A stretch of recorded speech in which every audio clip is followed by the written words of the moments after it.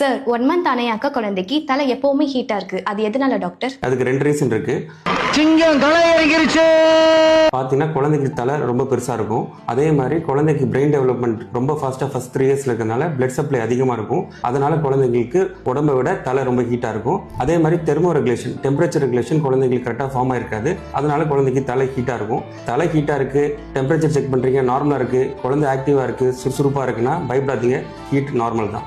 ஆள் தெரியல போட்டுருக்கு. நாங்கெல்லாம் சிங்கத்தோட உண்ணாக்க வெட்டுக்குன்னு பிடிங்க திங்கிறீங்கடா. அதே போல குழந்தைங்களோட தலை எப்பவுமே ஈரமா இருக்கு, அது எதனால டாக்டர்? இதே காரணம் தான். குழந்தைங்களுக்கு பாத்தீங்கன்னா ஸ்வெட் கிளான்ஸ் ரொம்ப அதிகமா இருக்கும். அதனால தலையில அக்கல் பகுதியில கை காலில் பாத்தீங்கன்னா எப்பவுமே ஈரமா இருக்கும். ஏன்னா ஸ்வெட் கிளான்ஸ் அதிகமா இருக்கும். அதே மாதிரி டெம்பரேச்சர் ரெகுலேஷன் கரெக்டா ஃபார்ம் ஆயிருக்காது. அது மோஸ்ட்லி 3 to 5 இயர்ஸ்ல தானாவே சரியாயிடும். பயப்பட தேவையில்லை. தெய்வமே தெய்வமே நன்றி சொல்வேன் தெய்வமே.